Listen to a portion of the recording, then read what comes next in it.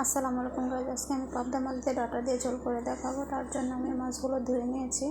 মাছে লবণ, হলুদ, মরিচ দিয়ে মাখিয়ে নিলাম। এবার আমি মাছগুলো তেলে ভেজে নেব। প্যানে তেল দিয়ে নিলাম, তেল গরম হয়ে গেছে। এখন আমি মাছগুলো ভেজে নেব। একটা একটা করে মাছগুলো সব আমি দিয়ে নিলাম। মাছগুলো এক পিষ্টে ভাজা হয়ে গেছে। এবার আমি তরকারি ধুয়ে নিলাম। কী কী লাগবে আমি সেই উপকরণগুলো রেডি করে নিয়েছি। লবণ, হলুদ, মরিচ এবং রসুন বাটা।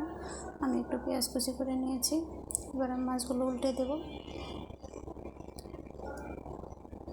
একটা একটা করে উল্টানো শেষ, আমার ভাজা হয়ে গেছে। এবার আমি মাছগুলো উঠিয়ে নেব।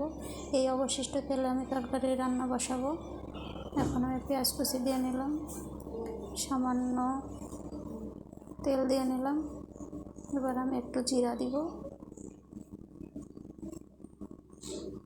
এবার আমি এগুলো লাল করে ভেজে নেব। তারপর পানি অ্যাড করে দিলাম যেন মশলাগুলো লেগে না যায়।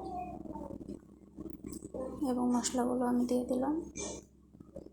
মশলাগুলো এখন কষিয়ে নেব। এবার আমি তরকারি দিয়ে দেব। তরকারিগুলোকে কষিয়ে নেব। সুন্দর করে নাড়াচাড়া করে দিলাম, একটু পানি অ্যাড করে দিলাম যেন তরকারিগুলো সিদ্ধ হয়ে যায়। এবার আমি ঢেকে দিব। আমি একটু নাড়াচাড়া করে দিলাম। এরপর আবার কিছুক্ষণ জাল করে নেব। আমার কষানো শেষ। এবার আমি ঝোল দিয়ে নেব।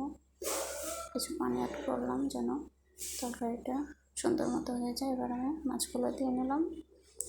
আমার তরকারি রান্না প্রায় শেষের দিকে।